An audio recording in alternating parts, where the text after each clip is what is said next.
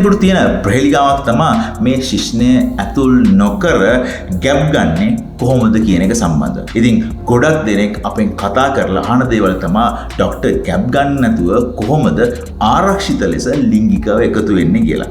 දවසක් මට මතකයි එක්කෙනෙක් මගෙන් කතා කරලා ආවා ડોක්ටර් ස්විමින් pool එකේ ඉන්නකොට ස්විමින් pool එකේ ශුක්‍රාණු තිබ්බොත් ඒ වලින් මගේ පාර්ට්නර් ගැප් ගන්න පුළුවන්ද කියන කාරණාව. ඉතින් මේ වගේ කාරණා සහ ඔයාලා මේ දාන පොඩි ක්‍රියාකාරකම් නිසා අනාරක්ෂිත ලෙස ලිංගිකව එකතු වෙලා ගැප් ගත්තු අය ගොඩාක් දෙනෙක් අපිට කතා කරලා මේ ගබ්සාව ගැන අහන එක තමයි මට තියෙන බොහොම දුකම කාරණාව.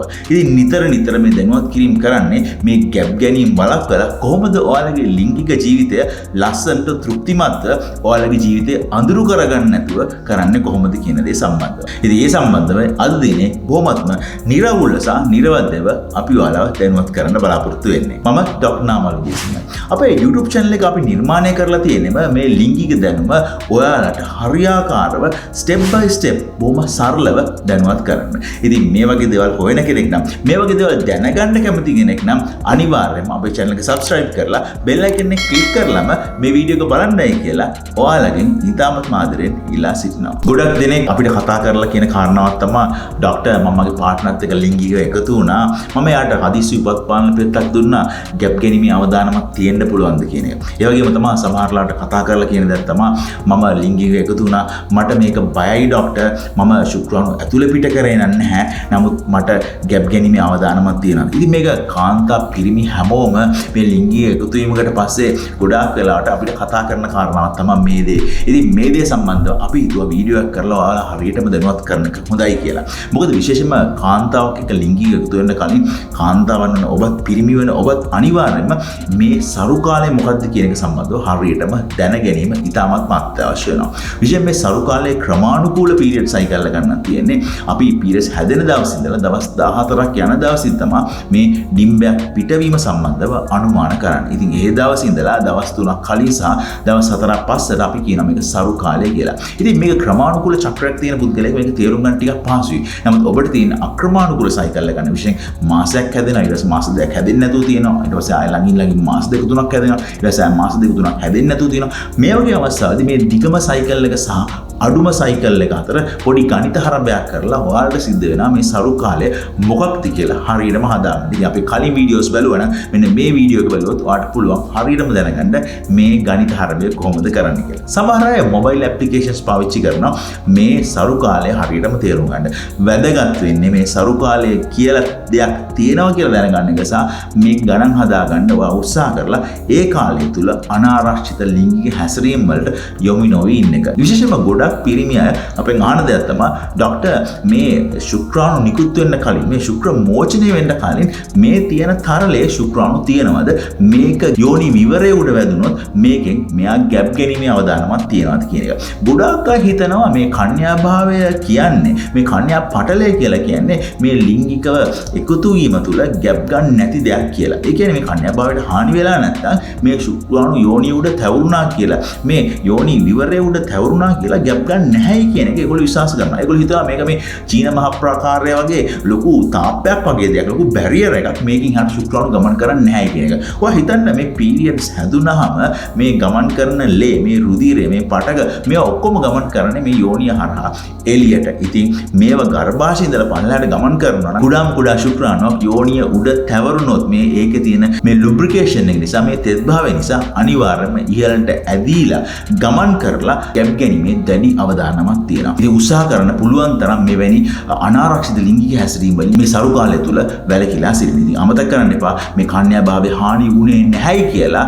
ගැප් ගැනීමේ අවදානම අඩුවීමක් සිද්ධ වෙන්නේ නැහැ. ඉතින් ඔයාගේ යෝනි විවරය තුල ශුක්‍රාණු වදිනොත් ඒ වලින් ගැප් ගැනීමේ අවදානමක් තියෙනවා. විශේෂයෙන් මේ ශුක්‍ර තරලය ශුක්‍රාණු පිටවීමට කලින් තියෙන ශුක්‍ර තරලය ශුක්‍රාණු අඩංගු වෙලා තියෙනවා. ඉතින් මේක වළක්ව ගන්න කොහොමද? ගොඩක් දෙනෙක් මේක දන්නවා, පැහැදිලි කරලා දීලා තියෙනවා අපි අපේ වීඩියෝ වල. ඉතින් ඔයාලා මේක ප්‍රථම වතාවට නම් ගන්න ඔබ ලිංගික උද්දීපනයක් තුළ මේ ආශාව තුළ මේ ශුක්‍ර තරලයත් එක්ක පොඩ මේක ශුක්‍රාණු වලින් කන්ටැමිනේට් වෙන්න පුළුවන්. ඉතින් ඒ අවස්ථාවේදී මේ ලිංගික එකතු වීම කලින් මුත්‍රා පිට කිරීමත් තුළ මේ ට්‍රැක් එකේ තියෙන ශුක්‍රාණු පල්ලයට ඇවිල්ලා තියෙන ශුක්‍රාණු ඔයාට ක්ලියර් කරන්න පුළුවන්. ගැහැණු කෙනෙක්ගේ මේ කලව දෙක අතර කරන මේ ලිංගික ක්‍රියාවලිය නිසා හරි එහෙම නැත්නම් මේ ශුක්‍රාණු ගොඩක් පිරිමි ළමයි හුරු වෙලා ඉන්නවා මේ ක්‍රියාවලිය තුළදී ඉක්මනට ශිෂ්ණය ඉවතට අරගෙන යෝනිය ඇතුලේ කරන ක්‍රියාවලියෙන් ශිෂ්ණය ඉවතට අරගෙන ඊට පස්සේ මේක බඩ ප්‍රදේශය උඩට නිකුත් කරන්නට. ඉතින් මේ අවස්ථාවේදී නොදැනුවත්වම දෙදෙනාගේ තියෙන මේ අලබලකාරී දෙකම නිසා එහෙම නැත්නම් තියෙන අනවබෝධය නිසා ගොඩාක් වෙලාවට මේ ශුක්‍රාණු පහළට ඇවිල්ලා ඉවරලා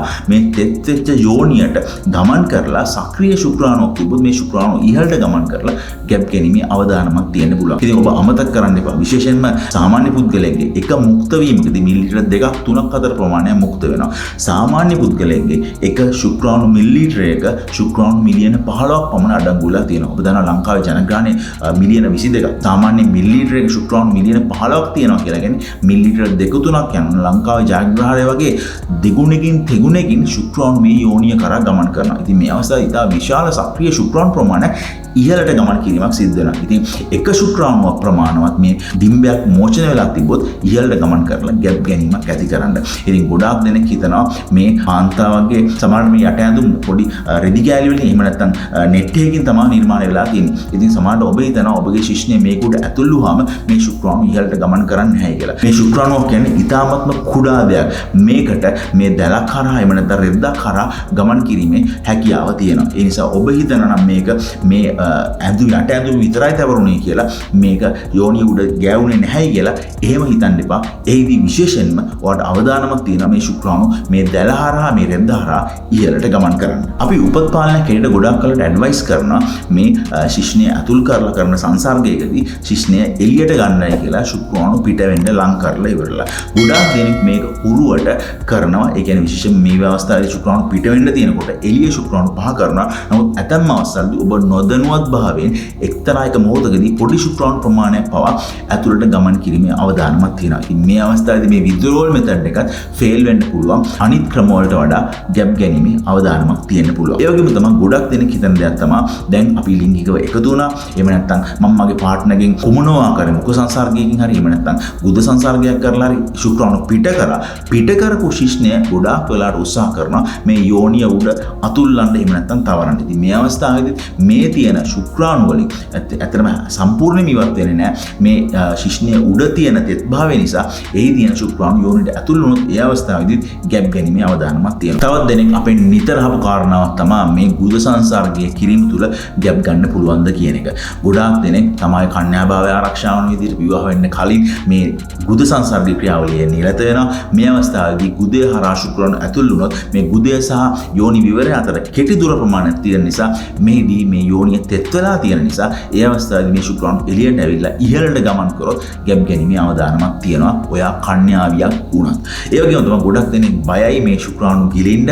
නමුත් ඔබ ගිලින්න අකමැති නම් ඒක ඔයාගේ පර්සනල් ප්‍රෙෆරන්ස් එක. නමුත් මේ ගිලන ශුක්‍රාණු වලින් ඔබට ගැප් ගැනීමේ අවදානමක් නැහැ. මේ ශුක්‍රාණු ගමන් කරන ඔබේ ආහාර ජීර්ණ පද්ධතිය හරහා මිස ඔබගේ ප්‍රජනක පද්ධතිය හරහා නෙමෙයි. ඉතින් ඔබ කුමනෝ අනාරක්ෂිත ලිංගික හැසිරීමට යොමු වුණොත් අනිවාර්යයෙන්ම දින 3ක් ඇතුළත තුල මේ හදිසි උපත් පාලන පෙත්තක් ගැනීම අත්‍යවශ්‍ය වෙනවා. ඒදී ඒක ඔබ ඉතාමත් ඉක්මනට ගත්තොත් ඔබට හොඳ කාර්යක්ෂමතාවයක් තියෙනවා. ඔබ දවස් දෙකක් පරක්කු වෙලා ඒක ගත්තොත් ඒකින් ඔබට කාර්යක්ෂමතාවය අඩු වෙලා ගැප් ගැනීමේ අවදානමක් සිද්ධ වෙන්න පුළුවන්. ඒ වගේම ඔබ ඩිම්බ මෝචනයක් සිද්ධ වෙලා තියෙන අවස්ථාවේදී මේ හදිසි උපත් පාලන පෙත්ත ගත්තත් ඒකත් ෆේල් වීමේ අවදානමක් තිබෙන බව අමතක කරන්න එපා. ඉතින් මම හිතන්නේ මේ කරුණ ඔයාලට ගොඩාක් ප්‍රයෝජනවත් වෙනවා. මේ හදිසි ගැප් ගැනීමක් නැතුව විශේෂයෙන්ම කිව්වොත් මේ ශිෂ්ණය යෝනියට ඇතුල් කරන්නේ නැතුව ගැප් ගන්න පුළුවන් බව අමතක කරන්නේ නැතුව ඔයාගේ ලිංගික ක්‍රියාවලිය යෙදෙන්න. මොකද මෙවැනි දෙයක් සිද්ධ වුණොත් ඔබ ගැහැණු ළම කෙනෙක්ට ඔබේ ජීවිතයත් පිරිමි ළම කෙනෙක්ට ඔබේ ජීවිතයත් දෙදෙනාගේම ජීවිත අවදානමකට ලක් වෙන බව අමතක කරන්න එපා. අපේ වගේ රටක් තුල. ඉතින් විශේෂයෙන්ම මේ දැනුවත් කිරීම කරන්නේ මේවෙන් ආරක්ෂා වෙන්න, ඔයාලගේ ජීවිතය ලස්සන කරගන්න, ඔයාලගේ ලිංගික ධර්ම වැඩි කරගෙන සතුටින් ජීවත් වෙන්න. ඉතින් මම හිතනවා අද වීඩියෝ එක ඔයාලා විශාල කරුණු ප්‍රමාණයක් ඉගෙන ගත්තා. ඉතින් කමෙන්ට් කරන්න ඔයාලගේ අත්දැකීම් මොනවාද?